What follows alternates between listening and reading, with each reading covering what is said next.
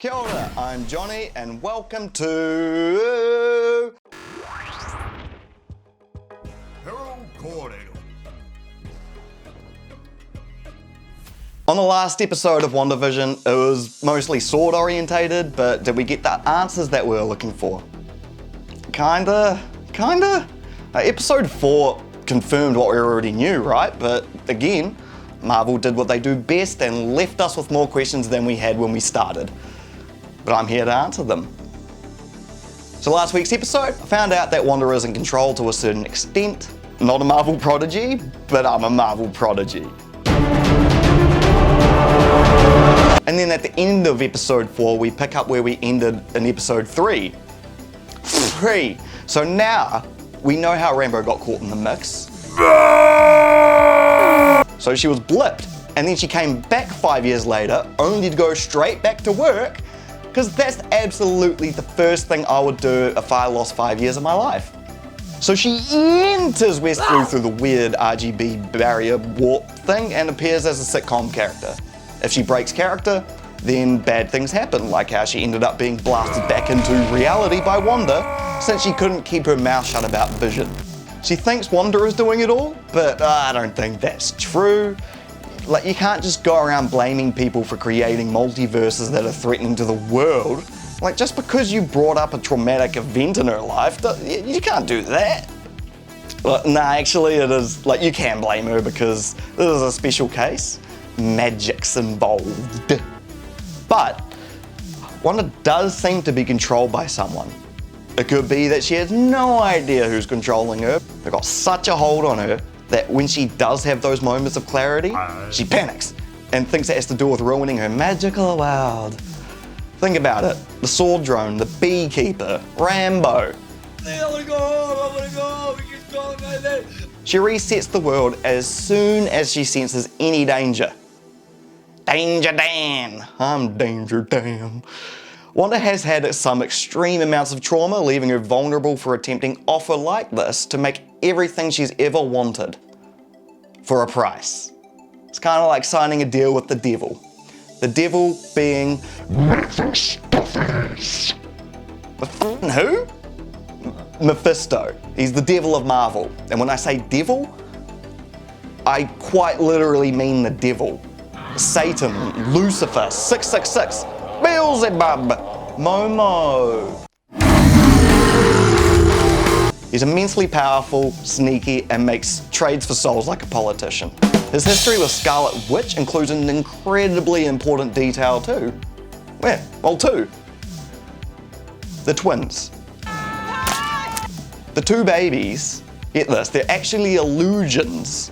They're actually illusions of Mephisto's soul. So instead of her being impregnated by her dead robot husband, she was impregnated by Mephisto's bad vibes. So does that make more sense? No? Okay. In the comics, he absorbs the twins, yum yum, power for me. It would mess Wanda up with a little extra trauma. But what's a sad mum when you've got two little babies to eat? Like Voldemort. I think he's got all of these things that contain parts of his being or soul or whatever, and then when he absorbs it all, he can do what he needs to do. Some real devil shit. Are we going to the hooky loud? The hooky loud. We've got one person who's been casted, but mysteriously unnamed, as the other Quicksilver dude from the Fox X-Men. What if he's Mephisto? How buzzy is that? Her brother from another cover, making her give birth to soul fragments. That's fucked.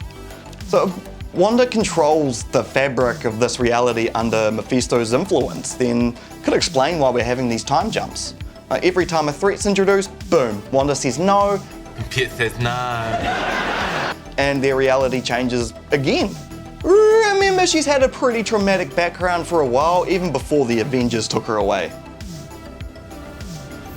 So what if when Wanda and Pietro were locked up and being experimented on as mutants, they had a little TV that played these older sitcoms that, like, WandaVision is inspired from? She could be recreating what she thinks is happiness. She has created a new reality where Vision's alive, they've got a happy family, devil babies, the works.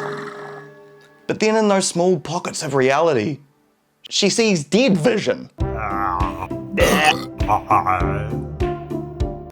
wouldn't be surprised if she carried the body of Vision from Wakanda, and while in her moment of torment, Mephisto had some bad vibes to give, and then she ended up creating this town and resurrecting Vision. There's something else to be aware of too.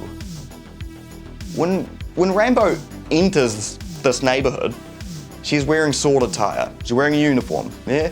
When she's inside, her clothes adapt to whatever era they're in. And when she comes back out, she's in the same clothes from Westview.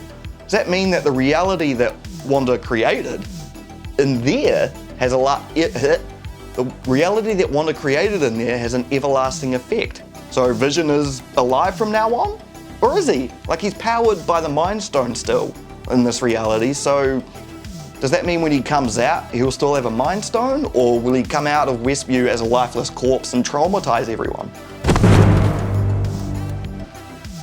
Then Wanda would come out too, see dead Vision, wreak havoc on Sword. Ow!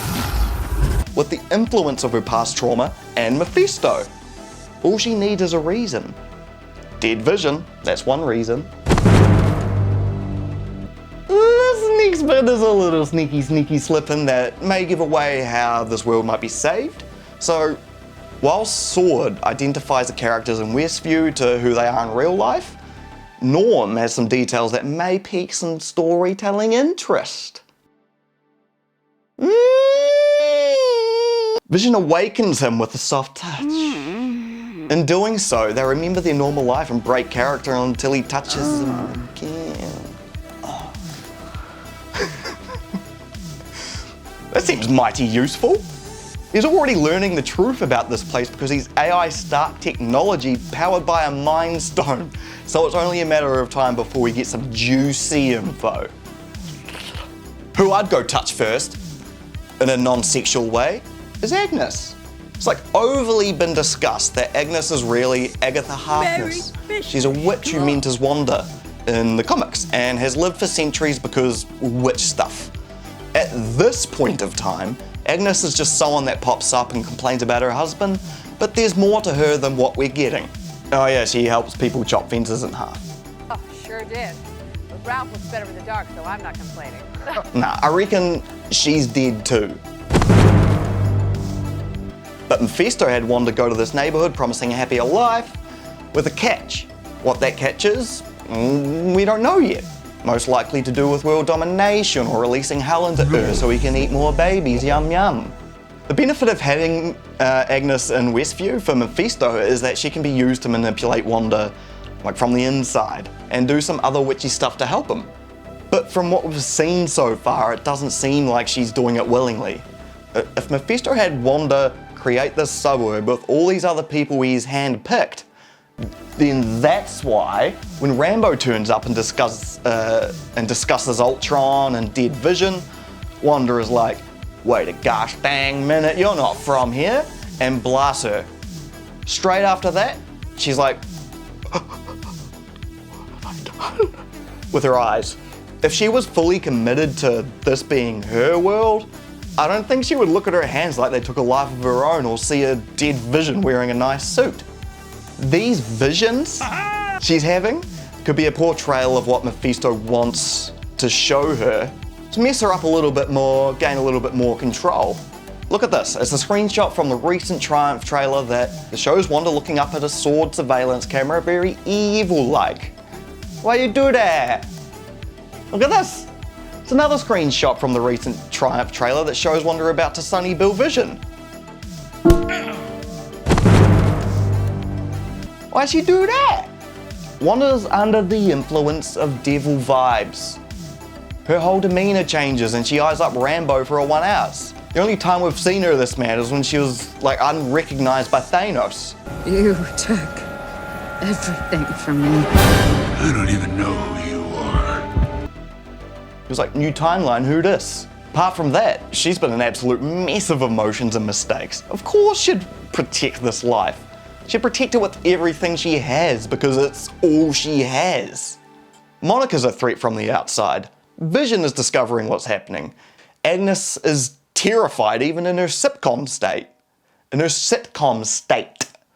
And Wanda is doing everything she can to keep the comfy reality. She doesn't want to leave, or is at least being threatened by Mephisto that if this plan doesn't work out, he'll banish everyone to an eternal doom. Speaking of doom, Dr. Doom is very tightly associated with Mephisto. And that's all I'll say about that. That's all I'll say about that in this video, because there's a lot to go through. A lot. And a lot of it fits within the MCU. So be sure to watch out for that video soon. In fact, I'll do it this week. This week. Anyway, this could lead Wanda straight into Doctor Strange 2 as a villain, leading into House of... If she's creating new pockets of realities already, then it can only lead into one direction. Wanda, you light up my world like nobody else. You will create mutants that come to Disney Plus and will control the world of the multiverse. Hero Kōrero, Prodigy King Lord of Marvel.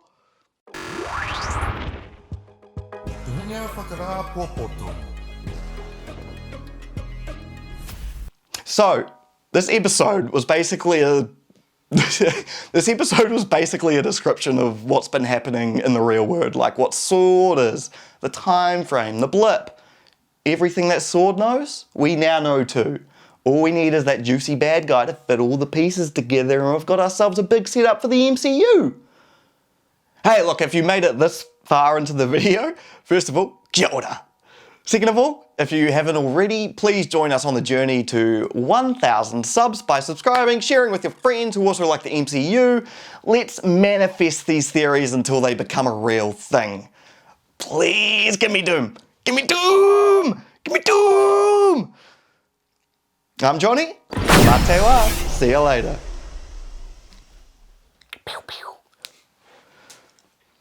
Yeah, I can't reach.